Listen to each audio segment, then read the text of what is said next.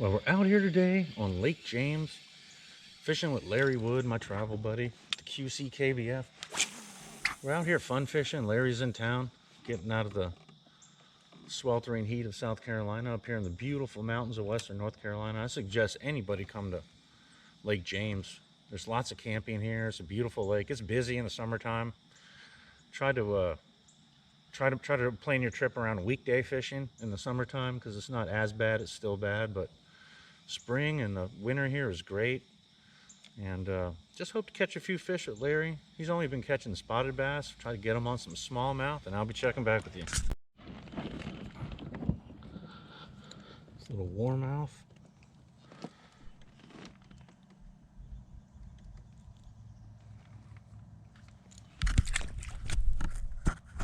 From Megabass down to Berkeley flatworm.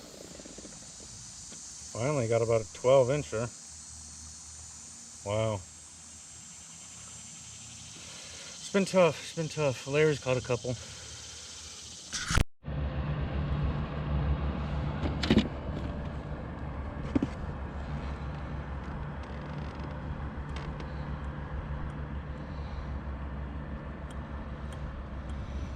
A bite. Scared me on the old spinnerbait. Haven't got a spinnerbait bite in a long time. Got to the lake today. It's we got high muddy water, so that's a good one. Put this on the board for the iLeague September monthly MLF style. 20 bass. I haven't even posted a fish yet. I've been working. So let's see. I'm gonna say 16. Don't jump off. Don't jump off. Don't jump off.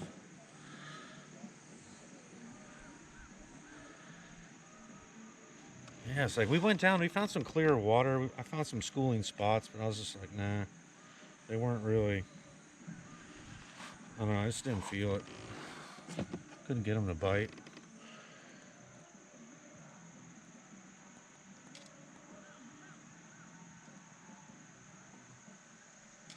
All right, 15 and a quarter. iLeague September monthly, it's gonna come down to like 3 big bass.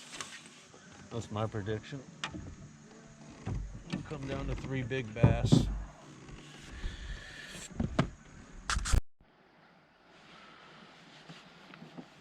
We're out here today.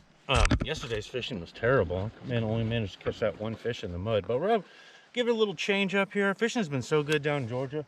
I haven't been up here to the Western North Carolina mountain lake. Try to catch some smallmouth. I have a little largemouth right here. I'm gonna put them on the board, take a picture for the iLeague MLF style tournament that we have going on out here in Nantahala. Beautiful lake. 14 and a quarter. Ooh, smallish.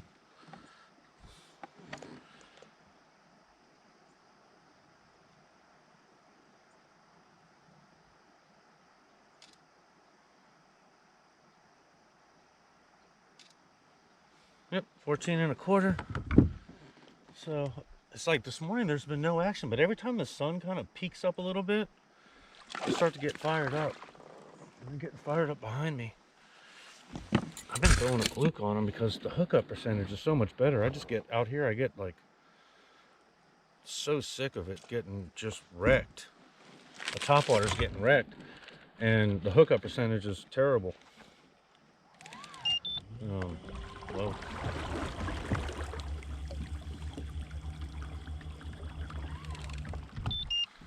Yeah, I need to get the update for that XI3.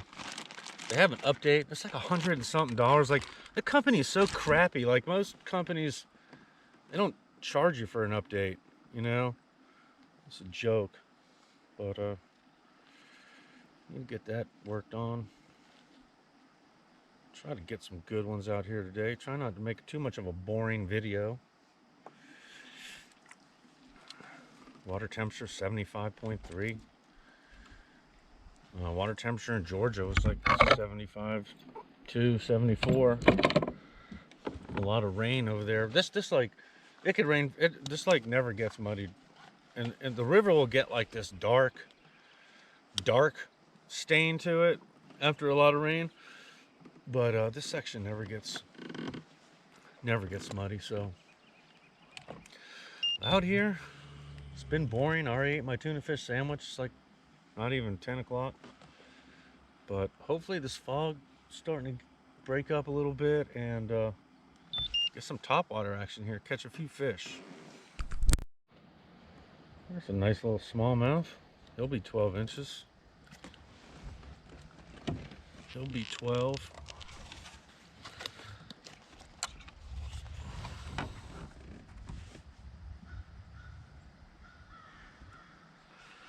Okay, let's get a picture of this. Every fish counts, MLF. He makes 12. He is a 13-incher. Fish keep getting smaller. Fish keep getting smaller. Push the identifier on the picture, that'd be nice. There he is, 13 inches of fury. Let him go.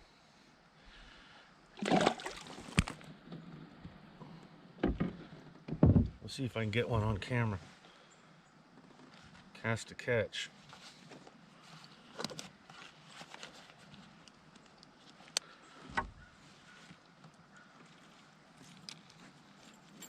He dinged it. He straight dinged it. He straight dinged it.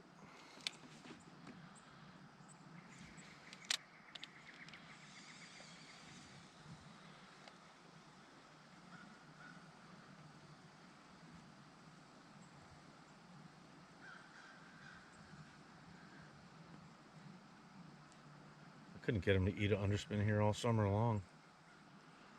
The underspin and the single swim bait, they suck in the summertime here.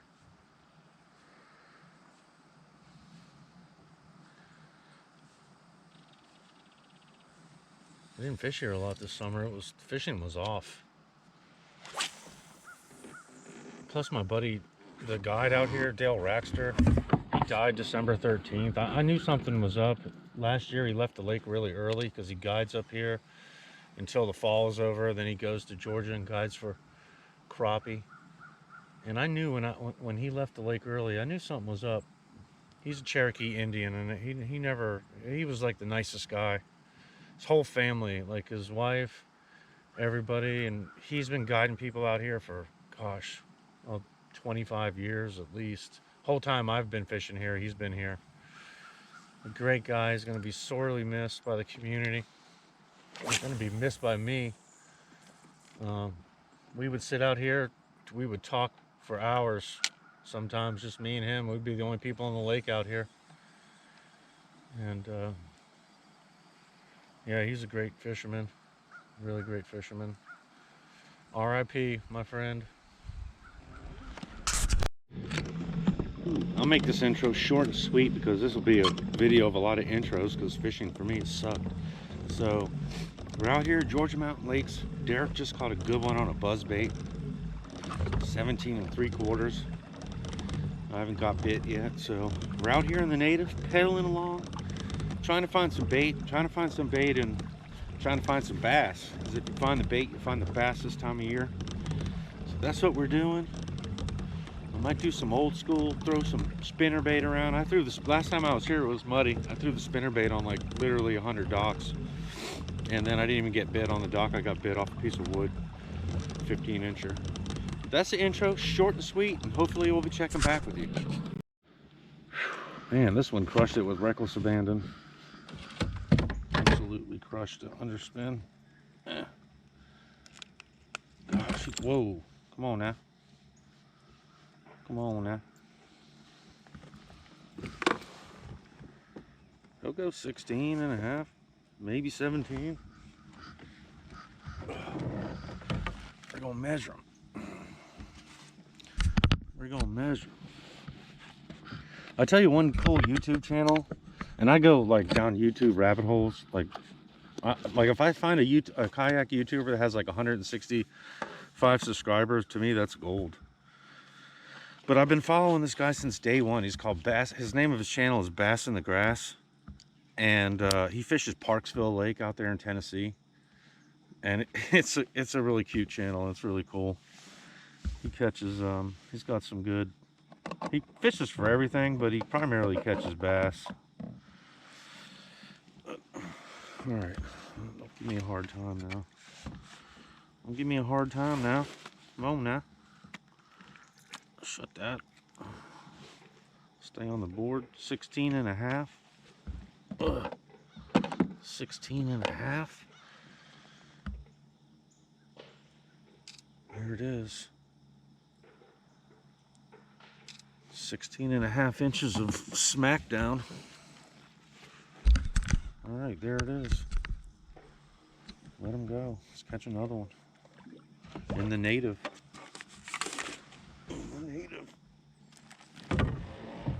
I think they're working on their customer service. I don't know. Sometimes it's a hassle getting parts, especially for this native right here, for the mine, because mine's an old one, old school Propel, and like the cable that the rudder goes in, on one side of it, I like sawed it off from because I upsized my cables just a little bit. I like the metal cables, and I sawed it off and it like fell in. And I fished it out of there, but they didn't give me enough room on the other end to flare it, you know, to flare the end and make it fit in there. So I had to I emailed Native. I never got a response. And then it's about the same diameter as the refrigerator water hose tubing. So I made one out of that. It's kind of janky, but it works. It works. So I learned I watched a good video. Jeff Little has a good channel, The Little Stuff, and he had a great video on there on how to flare plastic tubing, and I learned that from him, and I kind of made my own little tool and did the same thing. But that's it. That's one. I got one. Derek got one. So we'll see what happens. It's a little dinky spot. Ooh. He's missing an eye. Take a picture of him. There's a little chunk. It's not too big. We'll get a picture of him for the iLeak September monthly MLF challenge. Ben Holliday's got 100 fish already. So let's see.